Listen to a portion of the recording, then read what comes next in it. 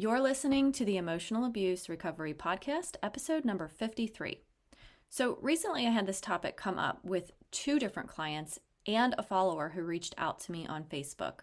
I decided it was necessary to create an episode on how to deal with the confusion and complex emotions when the abuser does a complete 180 in behavior. They go from being the most horrible creatures you've ever experienced to something totally unrecognizable. I'm talking about acts of kindness, accommodating behaviors, and even crocodile tears. I wrote about how this happened to me in my memoir, When Tears Leave Scars, how my ex was so awful to me, but when I decided to leave him, he completely shifted his behavior. He never allowed me to drink or buy coffee while we were together, yet started delivering hot coffee to me in my bed before I was awake. I had only seen him cry one time in 20 years, yet now he was sobbing next to me in our bed. He was all of a sudden willing to go to therapy with me, yet for years accused me of needing mental help. This all happened after I told him I wanted a separation. This kind of behavior was extremely confusing. How do you process this? What do you do? How do you manage all of this confusion?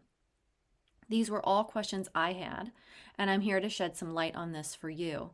So, if you have experienced anything like this, if you broke up, separated, or divorced a partner, or even blocked a toxic family member, because it happens with non-romantic relationships too, yet these people are still coming around with a new mask on and totally different behaviors, a lot of different emotions will come to the surface for you. My goal on this podcast, as always, is to help you process your emotions so that you are in control. You do not have to be at the mercy of your emotions, and you can empower yourself so that regardless of how other people show up, you can still feel peace inside yourself. So stay tuned. Welcome to the Emotional Abuse Recovery Podcast, a podcast specifically designed to help you heal after a toxic or narcissistic relationship. This podcast teaches you to use your subconscious mind to go from feeling stuck to set free. In here, you will learn how to use the power of your own mind to free yourself from emotional pain, move forward with confidence, and experience the inner peace you deserve in your healing journey after emotional abuse. I'm your host and subconscious reprogramming coach, Allison Dagny. So let's get started. As you probably already know, most people who have been in a toxic or narcissistic relationship return to their abusers at least 7 times on average before they finally make a break. And you probably have heard of trauma bonds and how they can keep you stuck and going back to that abuser over and over again. You might also already know a lot about toxic behavior and a lot about the different types of tactics that abusers use to keep their victims exactly where they want them, beneath them, and giving them unending emotional supply for them to feed off of. This episode is going to focus on how to process your emotions when the person who has hurt you repeatedly all of a sudden changes their behavior. They might be nice. Maybe they're leaving you alone. Maybe they're giving you space and being super accommodating or compromising. Whatever it is, we notice it's different from their typical behavior and it creates a lot of confusion. I'll be helping you look at things in a whole new light so that you can stop feeling so confused and start looking at your circumstances with clarity and confidence. One of the worst things that we experience as survivors of abuse is this confusion. I remember feeling like I was in a fog most of my marriage. The circular conversations just kept me questioning everything. The gaslighting and manipulation left me feeling like something was wrong inside my brain. So when the breakup happens, regardless of who initiated it, and the abusive person starts to change, guess what? The confusion only gets worse.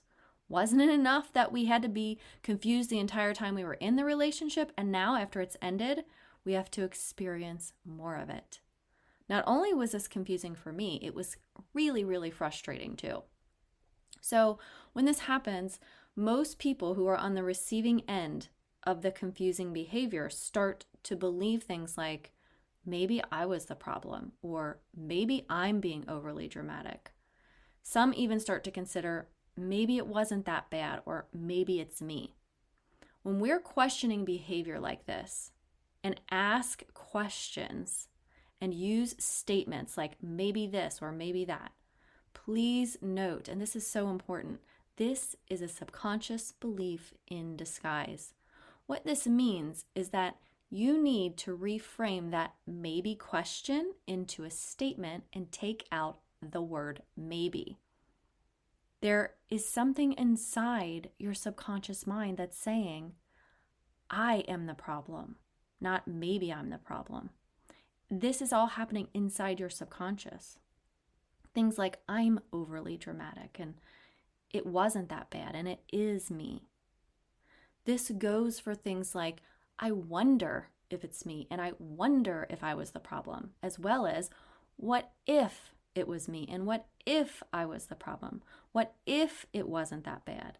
The maybes and the I wonders and the what ifs that keep you questioning are really just you repeating subconscious beliefs in your mind without knowing it. You think you're just thinking about it and questioning it, but what's really happening is you are allowing your subconscious mind to run the show. When your subconscious mind is running away with thoughts like these, it causes you to feel this confusion as well as negative emotions. So imagine if you couldn't believe those things. Imagine if you absolutely know without a shadow of a doubt that it isn't me and I am not the problem and I am not being overly dramatic and it was that bad. You wouldn't be experiencing any sort of confusion because you already know the truth. These feelings of uncertainty and confusion are created because of the subconscious beliefs that are running the show on autopilot. So if you want to take back confidence in yourself, and if you want to experience what it feels like to know the truth and trust yourself, then you have to start inside your subconscious mind. I want you to know there is absolutely nothing wrong with you if you find yourself thinking and speaking in these types of patterns. It is extremely common. I am trained to be able to identify subconscious beliefs in my clients, and I've seen this come up over and over again. We only know what we know. So give yourself some grace here and be kind to you. If you're just realizing from this podcast that your subconscious mind speaks in the form of questions like these, that's a wonderful thing because now you can catch those thoughts and start to reframe them to put the brakes on the confusion.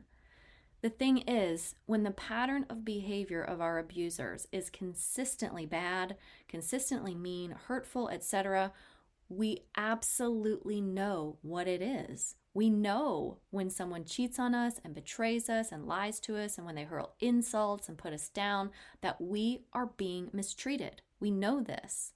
The confusion comes up when their otherwise consistently bad behavior starts to change. And here's the thing, the change in their behavior isn't actually what is creating the confusion inside of us. The thing that is creating that confusion is the meaning we are giving to their behavior. Things like, maybe they can really change this time, or I wonder if I was being too dramatic. Because the facts are this, you have a history of behaviors that already prove to you that this was abuse.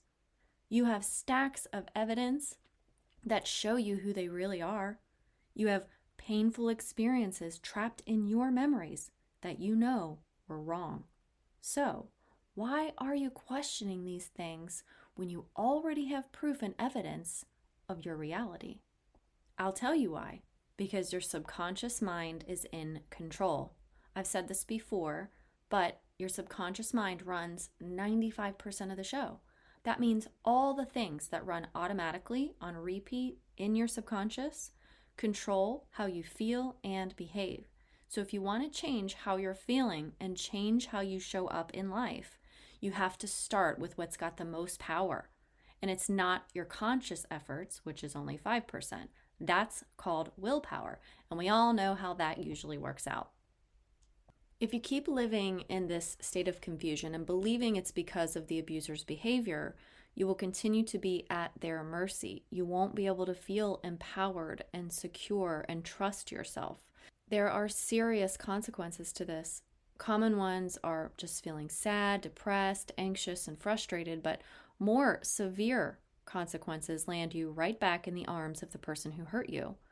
But when you take back your power, when you make a decision to work with one very important thing in your control, your thoughts, you eliminate the confusion and you stand tall, unable to be pulled back into these feelings of guilt and regret and ultimately confusion. You see the abuser for what an abuser is. You know the truth. You don't question yourself or your decisions. You have confidence and feel secure. So I mentioned earlier, a couple of my clients were struggling with this. And through our coaching session, one of my clients actually came to her own realization about this that gave her an immense sense of clarity. Her ex, who was emotionally abusive, was now all of a sudden being super nice and compromising. You have to remember, people with high narcissistic traits are self-serving and they are self-loathing. A lot of people mistake narcissism with self-love, thinking, oh, they're just in love with themselves. But I'm here to tell you that is a myth. People with high narcissistic traits are highly insecure and overcompensate that insecurity in ways that appear to others that they are confident. They are not. So, in my client's situation, her ex showed up at their child's birthday party friendly and causing no problems whatsoever. This creates confusion, especially in the case with my client, because there was always some kind of drama with her ex. When this happened, my client almost went down that thought pattern of questioning everything, but she caught herself. Her big aha moment was when she realized that manipulators will manipulate. So even the nice behavior is a manipulation. It's not actually changed behavior or a permanent personality shift. As I said before, they are self-serving. So in a birthday party setting, her ex had to keep up appearances. He had to make sure to show up with a mask on that made him look like a good guy. Of course, he doesn't want anyone to suspect that he could be the problem for why their divorce happened. You see, manipulators manipulate. That was her realization. This might be different from you, but accepting that for what it is helped close off the confusion for my client.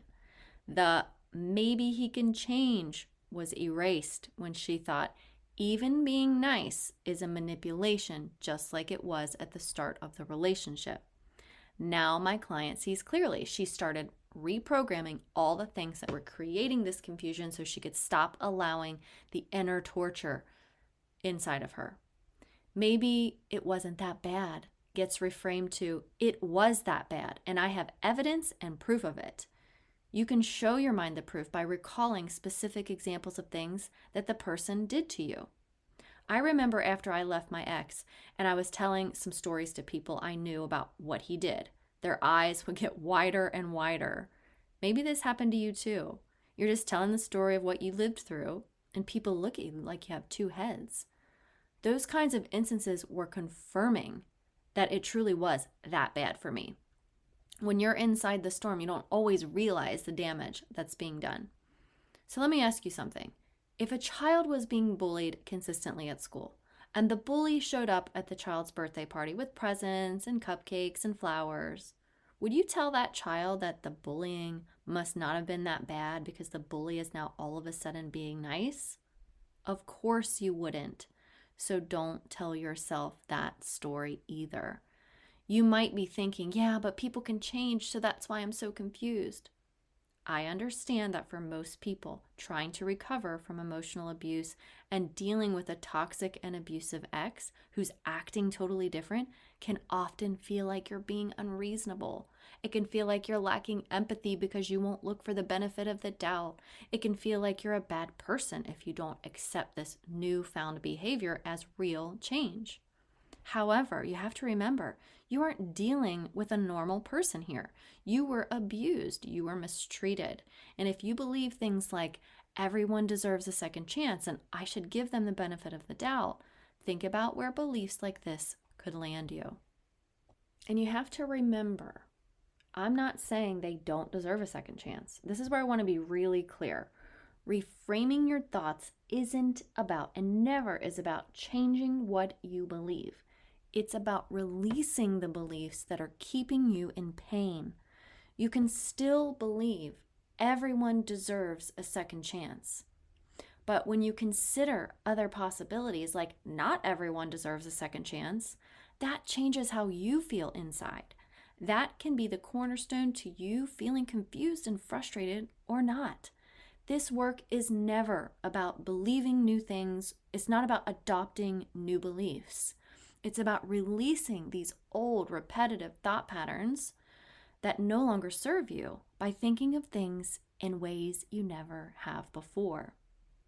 I also understand that letting go of these kinds of things, these kinds of beliefs, might feel really uncomfortable. If I don't believe people deserve second chances anymore, that means I'm not a nice person. Or if I let go of beliefs like I should give them the benefit of the doubt, then that means other people won't give me the benefit of the doubt or forgive my mistakes in the future. But one thing I'll ask you to consider is, how are these stories that you keep telling yourself actually helping you? How is believing these thoughts making you feel less confused? What if you just let go by thinking of it in a different way? Some people deserve second chances, but not everyone. Is that possible? And not everyone deserves the benefit of the doubt, but some people do. Would I give a serial murderer the benefit of the doubt? Is it possible that letting go of some of these thoughts doesn't make me a bad person at all, but rather a person who has self-respect enough to hold boundaries to protect myself? When the person who hurt you has done a complete shift in behavior, confusion settles in right away. But remember, it's not their behavior that's causing that confusion inside you. It's the subconscious beliefs that have gone without inspection and without being challenged. Your brain is wired in such a way that when you think of something enough times, a neural pathway is created to make that thought automatic. So when your brain was telling you, this is bad, this is wrong, this is abuse, this is not okay for so long, then you start to see new patterns of behavior. Your brain starts trying to make sense of it. Wait, you've been telling me this is bad, but now I'm seeing with my own eyes and ears something new. So which one is it, good or bad? You have to guide your mind. You have to tell it what is true and what isn't. Your subconscious mind just believes whatever you tell it. So even if you see a change in behavior with your own eyes, you have to remind your subconscious about what that reality is by going back to all the proof and evidence of who this person has absolutely shown you that they are. One thing that I want to mention here is that a lot of people get caught up in this idea of hope. Hope is a wonderful thing, it really is, so don't get me wrong, and I'm not here to rain on anyone's hope parade, but hope can get us into a lot of trouble when we're dealing with bad people.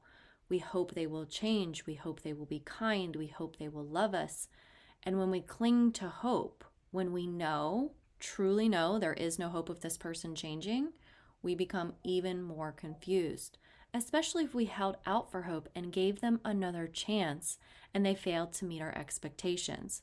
One thing that can help you here is to remember things like, I hope, I just wish, and I just want, and whatever comes after that are usually indicators of subconscious beliefs. And if I wasn't clear before, all a subconscious belief is any thought that is not 100% true for 100% of people 100% of the time, and that's a lot of stuff. So if you're thinking, I hope they'll change, or something like that, the belief is that they'll change. You take off the I hope part, even though it was preceded with that. And if you keep running around with this idea of they'll change as a subconscious belief in your mind, then when they all of a sudden start to change and you start to witness the change, your automatic feelings aren't simply relief that they've changed, right? I mean, everybody can attest to that. If you've seen your ex start to change behaviors, you don't immediately think, oh, wow, I'm so happy that they've changed, right? It's confusion that sets in because the pattern of behavior is so different. In order to accept real change in someone, we have to see real patterns of behavior change too. If we don't, we tend to be more skeptical.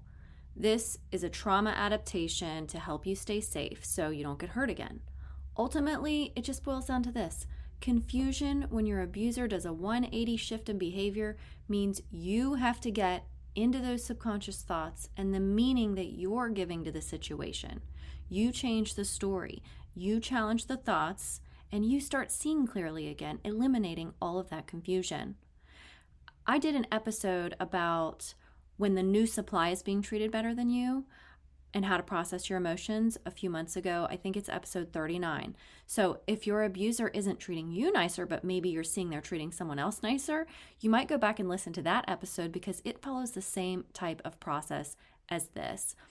All of this is about bringing the focus back to you and what's happening inside of your subconscious mind and taking the focus off of what's happening outside of you. Because no matter what's happening outside of you, you can feel the way you want inside of you when you use the tools that you're equipped with to make you feel differently. And that's your subconscious mind. You can feel at peace, you can feel confident, and you can feel empowered. And if you'd like support to work with me one-on-one, you can schedule a free call from the link in the show notes, or you can visit my website at www.whentearsleavescars.com. I truly hope this has been a helpful episode to you. And as always, send me a DM if you have any questions. And thanks for listening. Talk to you next week. Thank you for being here with me today in the Emotional Abuse Recovery Podcast. I hope you found value here with me. If this podcast episode was helpful to you, I'd love for you to hit subscribe and leave me a review. My goal is to help you go from feeling stuck to set free. You can find me on Instagram and Facebook, and you can check out whentearsleavescars.com for more resources and information to help you with your own emotional abuse recovery. Until next time, here's to believing in